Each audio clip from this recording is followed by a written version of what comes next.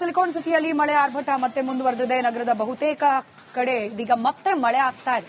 JP Nagar, Banashankari, Wilson Garden, KR Market ಹಾಗೆ Majestic ಸೇರಿದಂತೆ ಬೆಂಗಳೂರಿನ ಮತ್ತಷ್ಟು ಬಡಾವಣೆಗಳಲ್ಲಿ ಇದೀಗ ಮಳೆಯ ಅಬ್ಬರ ಮತ್ತೆ ಪ್ರಾರಂಭ ಆಗಿದೆ. ನಿನ್ನೆ ಸುರಿದ ಮಳೆಯಿಂದಾಗಿಯೇ ಸಾಕಷ್ಟು ಅವಾಂತರಗಳಾಗಬಹುದು. ಸಾಕಪ್ಪ ಮಳೆ ಅಂತ ಹೇಳಿ ಬೆಂಗಳೂರಿನ ಜನ ಕೈ ಮುಗಿತಾ ಇದ್ದಾರೆ ಆಕಾಶದ ಕಡೆ. ಈಗ ಮತ್ತೆ ಮಳೆ ಪ್ರಾರಂಭವಾಗಿದೆ. ಪರಿಸ್ಥಿತಿಯನ್ನ ನಿರ್ವಹಿಸಬೇಕಾಗಿದ್ದಂತಹ ಜನಪ್ರತಿನಿಧಿಗಳು ವಿರೋಧ ಪಕ್ಷ ರಾಜಕೀಯ ಮಾಡೋದ್ರಲ್ಲಿ ಬಿಸಿ, ಆಡಳಿತ ಪಕ್ಷ ಸಾಧನೆಯನ್ನ ಕೊಂಡಾಡಿಕೊಳ್ಳೋದ್ರಲ್ಲಿ ಹಾಗೆ ಕೇಂದ್ರ ಸರ್ಕಾರ ಸೇನೆಯ ಪರಾಕ್ರಮವನ್ನ ಟೀಕೆ ಮಾಡೋದ್ರಲ್ಲಿ ಬಿಸಿ. ಮತ್ತಷ್ಟು ಡೀಟೇಲ್ಸ್ನೊಂದಿಗೆ ನನ್ನ ಕಲೀಗ ದೀಪ್ತಿ ತೋಳ್ಪಾಡಿ ನೇರ ಸಂಪರ್ಕದಲ್ಲಿ. ದೀಪ್ತಿ, ಮತ್ತೆ ಮಳೆ ಮತ್ತೆ ಸಂಕಷ್ಟ, ಇಷ್ಟೇ ಜನರ ಹಣೆಬರನೇ ಇದು.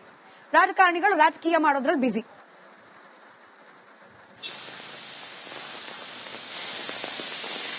ಸ್ಮಿತಾ, ರಾಜ್ಯ ಹವಾಮಾನ ಇಲಾಖೆ 1 ವಾರಗಳ ಕಾಲ ಮಳೆಯ ಅಲರ್ಟ್ ಅನ್ನ ಕೊಟ್ಟಿದೆ. ಅದೇ ಪ್ರಕಾರವಾಗಿ ಈಗ ಮಳೆ ಬರ್ತಾ ಇರುವಂತದ್ದು. ಎಲ್ಲೋ ಒಂದ್ ಕಡೆ ಮಳೆಯನ್ನ ಜನ ಎಂಜಾಯ್ ಮಾಡಬೇಕು, ಆದ್ರೆ ಬೆಂಗಳೂರಿನಲ್ಲಿ ಇಟ್ಕೊಂಡು ಮಳೆಯನ್ನ ಖಂಡಿತ ಎಂಜಾಯ್ ಮಾಡೋದಕ್ಕಾಗೋದಿಲ್ಲ. ಮನೇಲೇನೋ ಮಳೆ ನೀರು ನುಗ್ಗಿಲ್ಲ ಅಂತ ಒಂದ್ ಕಡೆ ಸಮಾಧಾನ ಆದ್ರೆ, ರಸ್ತೆಗೆ ಬಂದ್ರೆ ಟ್ರಾಫಿಕ್ ಜಾಮ್ ನಲ್ಲಿ ಸಿಕ್ಕಾಕೊಳ್ಬೇಕು. ಇನ್ನು ಮನೆಗಳಲ್ಲಿ ಟ್ರಾಫಿಕ್ ಜಾಮ್ ಇಲ್ಲ, ಮನೇಲಿರೋಣ ಅಂತ ಹೇಳಿದ್ರೆ ಕೆಲವು ಮನೆಗಳ ಮುಂದೆ ರಾಜಕಾಲುವೆ ರೀತಿಯಲ್ಲಿ ನೀರು ಹರಿದು ಹೋಗ್ತಾ ಇದೆ. ಸೊ ಮನೆ ಒಳಗೆ ಯಾವಾಗ ಬರುತ್ತೋ, ಏನೋ ಹಾಳಾಗುತ್ತೋ, ಈ ಸತಿ ಎಷ್ಟು ಖರ್ಚು ಬೀಳುತ್ತೋ ಅಂತ ಹೇಳಿ ಆ ರೀತಿಯ ಟೆನ್ಷನ್. ಸೊ ಬೆಂಗಳೂರು ಜನಕ್ಕೆ ಮಳೆ ಬಂದ್ರೆ ಭಯ ಆಗುವಂತಹ ಪರಿಸ್ಥಿತಿಯನ್ನ ನಮ್ಮ ಸರ್ಕಾರ ನಮಗೆ ಗಿಫ್ಟ್ ಆಗಿ ಕೊಟ್ಟಿದೆ. ವಿಜುವಲ್ಸ್ ಅಲ್ಲೂ ನೀವು ನೋಡಬಹುದು. ಈಗ ಸದ್ಯಕ್ಕೆ ನಾನು ಸಿವಿರಾಮನ್ ನಗರದಲ್ಲಿದ್ದೀನಿ. ಸಿವಿರಾಮನ್ ನಗರದಲ್ಲಿ ಜೋರಾದಂತಹ ಮಳೆ ಬರ್ತಾ ಇದೆ. ಈ ಪಾರ್ಕ್ ನಲ್ಲೂ ಕೂಡ ಕೆಲವು ಭಾಗಗಳಲ್ಲಿ ಸಮಸ್ಯೆಗಳು ಆಗಿರುವಂತದ್ದು. ಅಂದ್ರೆ ರಸ್ತೆ ಮೇಲೆ ನಿಂತಿರುವಂತಹ ಮಳೆ ನೀರು ಇರ್ಬೋದು, ಮನೆಗಳಿಗೆ ನುಗ್ಗಿರುವಂತದ್ದು, ಈ ರೀತಿಯ ಸಾಕಷ್ಟು ಸಮಸ್ಯೆಗಳು ಈ ಭಾಗದಲ್ಲೂ ಕೂಡ ಆಗಿದೆ. ಇದೇ ಭಾಗದಲ್ಲಿ ಸಚಿವ ರಾಮಲಿಂಗಾರೆಡ್ಡಿ ಬೆಳಗ್ಗೆಯಿಂದನೂ ಕೂಡ ಇನ್ಸ್ಪೆಕ್ಷನ್ ಅನ್ನ ಮಾಡಿ ತೆರಳಿದ್ದಾರೆ. ಯಾಕಂದ್ರೆ ನಾಳೆ ಸಿಎಂ ಡಿಸಿಎಂ ರೌಂಡ್ಸ್ ಅಲ್ವಾ, ಹೀಗಾಗಿ ಸಚಿವರು ಈಗಲಿಂದಲೇ ಎಲ್ಲ ರೀತಿಯ ಪ್ರಿಪರೇಷನ್ ಮಾಡಿಕೊಂಡು ನಾಳೆ ಅವರಿಗೆ ಅಪ್ಡೇಟ್ ಮಾಡೋದಕ್ಕೆ ಅಂತ ಹೇಳಿ ಇನ್ಸ್ಪೆಕ್ಷನ್ ಮಾಡ್ಕೊಂಡು ಹೊರಟಿದ್ದಾರೆ. ಇನ್ನೂ 5 ದಿನಗಳ ಕಾಲ ಮಳೆ ಇದೆ ಅಂತ ಹೇಳಿ ಹವಾಮಾನ ಇಲಾಖೆ ಮಾಹಿತಿಯನ್ನ ಕೊಟ್ಟಿದೆ. ಅಷ್ಟೇ ಅಲ್ಲ, ಹವಾಮಾನ ಇಲಾಖೆ ಈಗಾಗಲೇ ಜನರಿಗೂ ಕೂಡ ಒಂದಿಷ್ಟು ಕಾಷನ್ಸ್ ಅನ್ನ ಕೊಟ್ಟಿರುವಂತದ್ದು. ಮಳೆ ಜೋರಾದಂತಹ ಸಂದರ್ಭದಲ್ಲಿ ಒಂದಿಷ್ಟು ಜಾಗೃತಾ ಕ್ರಮಗಳನ್ನ ತಗೊಳ್ಳಿ, ಯಾಕಂದ್ರೆ ಸಿಡಿಲು ಬರುವಂತಹ ಸಾಧ್ಯತೆ ಕೂಡ ಇದೆ. ಹಾಗಾಗಿ ಮನೆಯಿಂದ ಹೊರಗೆ ಬರಬೇಕಾದ್ರೆ ಜಾಗೃತರಾಗಿ, ಜೊತೆಗೆ ಬೃಹದಾಕಾರದಂತಹ ಮರದ ಅಡಿಯಲ್ಲಿ ನಿಂತ್ಕೊಂಬೇಡಿ, ಸೇಫರ್ ಸೈಡು ಅಂತ ಹೇಳಿ. ಸೊ ಆದಷ್ಟು ಮನೆಯಲ್ಲಿ ಇಲ್ಲಾಂದ್ರೆ ಯಾವ್ದಾದ್ರು ಸುರಕ್ಷಿತ ಸ್ಥಳಗಳಿಗೆ ಹೋಗಿ ಅಂತ ಹೇಳಿ. ಸದ್ಯಕ್ಕಂತೂ ಬೆಂಗಳೂರಿನಲ್ಲಿ ಮಳೆಯ ಬಿಡುವಂತಹ ಯಾವುದೇ ಮುನ್ಸೂಚನೆ ಕೂಡ ಕಾಣಿಸ್ತಾ ಇಲ್ಲ. 5 ದಿನಗಳ ಕಾಲ ಮಳೆಯನ್ನ ಜನ ಎದುರು ನೋಡಬೇಕಾಗಿದೆ. ಜೊತೆಗೆ ತಗ್ಗು ಪ್ರದೇಶದಲ್ಲಿರುವಂತಹ ಜನ ಒಂದಿಷ್ಟು ತಮ್ಮದೇ ಆದಂತಹ ಪ್ರಿಪರೇಷನ್ ಮಾಡ್ಕೊಳ್ಬೇಕಾಗುತ್ತೆ. ಯಾವುದೋ ಸರ್ಕಾರ ಬರ್ತಾರೆ, ಅಧಿಕಾರಿಗಳು ಬರ್ತಾರೆ ಅಂತ ಹೇಳಿದ್ರೆ ಖಂಡಿತ ಅವರು ಬರೋದಿಲ್ಲ. ಹೀಗಾಗಿ ಜನ ತಮ್ಮ ಕೈಯಲ್ಲಿ ಏನೆಲ್ಲ ಕೆಲಸಗಳಾಗುತ್ತೋ ಅಂತದನ್ನ ಮಾಡ್ಕೊಳ್ಳೋದು ಒಳ್ಳೇದು ಅಂತ ಕಾಣಿಸುತ್ತೆ. ಸ್ಮಿತಾ, ರೈಟ್, ಧನ್ಯವಾದ ದೀಪ್ತಿ ಮಾಹಿತಿಗಾಗಿ.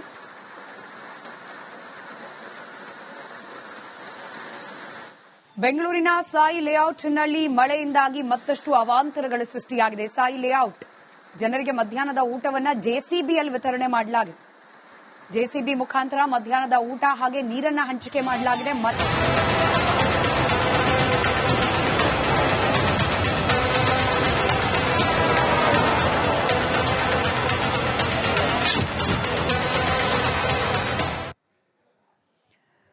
ಮತ್ತೊಂದು ಕಡೆ ಸಿಲಿಕಾನ್ ಸಿಟಿಯಲ್ಲಿ ಮಳೆ ಆರ್ಭಟ ಮತ್ತೆ ಮುಂದುವರೆದಿದೆ. ನಗರದ ಬಹುತೇಕ ಕಡೆ ಇದೀಗ ಮತ್ತೆ ಮಳೆ ಆಗ್ತಾ ಇದೆ. JP Nagar, Banashankari, Wilson Garden, KR Market ಹಾಗೆ ಮೆಜೆಸ್ಟಿಕ್ ಸೇರಿದಂತೆ ಬೆಂಗಳೂರಿನ ಮತ್ತಷ್ಟು ಬಡಾವಣೆಗಳಲ್ಲಿ ಇದೀಗ ಮಳೆಯ ಅಬ್ಬರ ಮತ್ತೆ ಪ್ರಾರಂಭ ಆಗಿದೆ. ನಿನ್ನೆ ಸುರಿದ ಮಳೆಯಿಂದಾಗಿಯೇ ಸಾಕಷ್ಟು ಅವಾಂತರಗಳಾಗಬಹುದು. ಸಾಕಪ್ಪ ಮಳೆ ಅಂತ ಹೇಳಿ ಬೆಂಗಳೂರಿನ ಜನ ಕೈ ಮುಗಿತಾ ಇದ್ದಾರೆ ಆಕಾಶದ ಕಡೆ. ಈಗ ಮತ್ತೆ ಮಳೆ ಪ್ರಾರಂಭವಾಗಿದೆ. ಪರಿಸ್ಥಿತಿಯನ್ನ ನಿರ್ವಹಿಸಬೇಕಾಗಿದ್ದಂತಹ ಜನಪ್ರತಿನಿಧಿಗಳು ವಿರೋಧ ಪಕ್ಷ ರಾಜಕೀಯ ಮಾಡೋದ್ರಲ್ಲಿ ಬಿಸಿ, ಆಡಳಿತ ಪಕ್ಷ ಸಾಧನೆಯನ್ನ ಕೊಂಡಾಡಿಕೊಳ್ಳೋದ್ರಲ್ಲಿ ಹಾಗೆ ಕೇಂದ್ರ ಸರ್ಕಾರ ಸೇನೆಯ ಪರಾಕ್ರಮವನ್ನ ಟೀಕೆ ಮಾಡೋದ್ರಲ್ಲಿ ಬಿಸಿ. ಮತ್ತಷ್ಟು ಡೀಟೇಲ್ಸ್ನೊಂದಿಗೆ ನನ್ನ ಕಲೀಗ ದೀಪ್ತಿ ತೋಳ್ಪಾಡಿ ನೇರ ಸಂಪರ್ಕದಲ್ಲಿ. ದೀಪ್ತಿ, ಮತ್ತೆ ಮಳೆ ಮತ್ತೆ ಸಂಕಷ್ಟ, ಇಷ್ಟೇ ಜನರ ಹಣೆಬಾರನೇ ಇದು. ರಾಜಕಾರಣಿಗಳು ರಾಜಕೀಯ ಮಾಡೋದ್ರಲ್ಲಿ ಬಿಸಿ.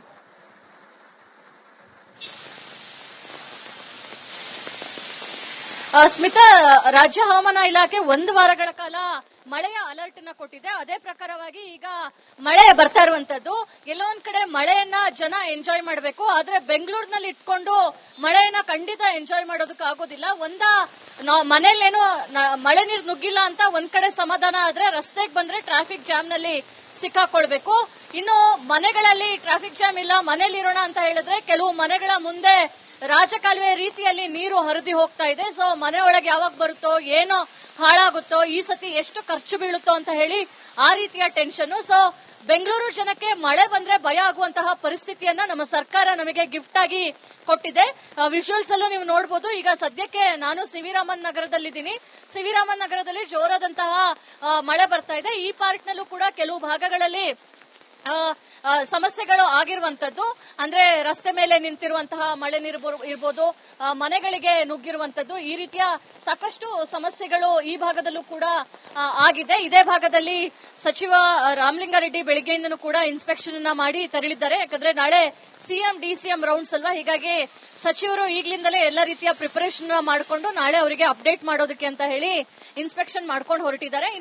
ಇನ್ನೂ 5 ದಿನಗಳ ಕಾಲ ಮಳೆ ಇದೆ ಅಂತ ಹೇಳಿ ಹವಾಮಾನ ಇಲಾಖೆ ಮಾಹಿತಿಯನ್ನ ಕೊಟ್ಟಿದೆ. ಅಷ್ಟೇ ಅಲ್ಲ, ಹವಾಮಾನ ಇಲಾಖೆ ಈಗಾಗಲೇ ಜನರಿಗೂ ಕೂಡ ಒಂದಿಷ್ಟು ಕಾಷನ್ಸ್ ಅನ್ನ ಕೊಟ್ಟಿರುವಂತದ್ದು. ಮಳೆ ಜೋರಾದಂತಹ ಸಂದರ್ಭದಲ್ಲಿ ಒಂದಿಷ್ಟು ಜಾಗೃತಾ ಕ್ರಮಗಳನ್ನ ತಗೊಳ್ಳಿ, ಯಾಕಂದ್ರೆ ಸಿಡಿಲು ಬರುವಂತಹ ಸಾಧ್ಯತೆ ಕೂಡ ಇದೆ. ಹಾಗಾಗಿ ಮನೆಯಿಂದ ಹೊರಗೆ ಬರಬೇಕಾದ್ರೆ ಜಾಗೃತರಾಗಿ, ಜೊತೆಗೆ ಬೃಹದಾಕಾರದಂತಹ ಮರದ ಅಡಿಯಲ್ಲೇ ನಿಂತ್ಕೊಂಬೇಡಿ, ಸೇಫರ್ ಸೈಡು ಅಂತ ಹೇಳಿ. ಸೊ ಆದಷ್ಟು ಮನೆಯಲ್ಲಿ ಇಲ್ಲಾಂದ್ರೆ ಯಾವ್ದಾದ್ರು ಸುರಕ್ಷಿತ ಸ್ಥಳಗಳಿಗೆ ಹೋಗಿ ಅಂತ ಹೇಳಿ. ಸದ್ಯಕ್ಕಂತೂ ಬೆಂಗಳೂರಿನಲ್ಲಿ ಮಳೆಯ ಬಿಡುವಂತಹ ಯಾವುದೇ ಮುನ್ಸೂಚನೆ ಕೂಡ ಕಾಣಿಸ್ತಾ ಇಲ್ಲ. 5 ದಿನಗಳ ಕಾಲ ಮಳೆಯನ್ನ ಜನ ಎದುರು ನೋಡಬೇಕಾಗಿದೆ. ಜೊತೆಗೆ ತಗ್ಗು ಪ್ರದೇಶದಲ್ಲಿರುವಂತಹ ಜನ ಒಂದಿಷ್ಟು ತಮ್ಮದೇ ಆದಂತಹ ಪ್ರಿಪರೇಷನ್ ಮಾಡ್ಕೊಳ್ಬೇಕಾಗುತ್ತೆ. ಯಾವುದೋ ಸರ್ಕಾರ ಬರ್ತಾರೆ, ಅಧಿಕಾರಿಗಳು ಬರ್ತಾರೆ ಅಂತ ಹೇಳಿದ್ರೆ ಖಂಡಿತ ಅವರು ಬರೋದಿಲ್ಲ. ಹೀಗಾಗಿ ಜನ ತಮ್ಮ ಕೈಯಲ್ಲಿ ಏನೆಲ್ಲ ಕೆಲಸಗಳಾಗುತ್ತೋ ಅಂತದನ್ನ ಮಾಡ್ಕೊಳ್ಳೋದು ಒಳ್ಳೇದು ಅಂತ ಕಾಣಿಸುತ್ತೆ. ಸ್ಮಿತಾ, ರೈಟ್, ಧನ್ಯವಾದ ದೀಪ್ತಿ ಮಾಹಿತಿಗಾಗಿ.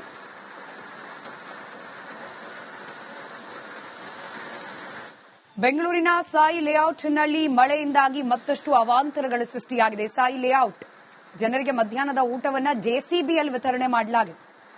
ಜೆಸಿಬಿ ಮುಖಾಂತರ ಮಧ್ಯಾಹ್ನದ ಊಟ ಹಾಗೆ ನೀರನ್ನ ಹಂಚಿಕೆ ಮಾಡಲಾಗಿದೆ.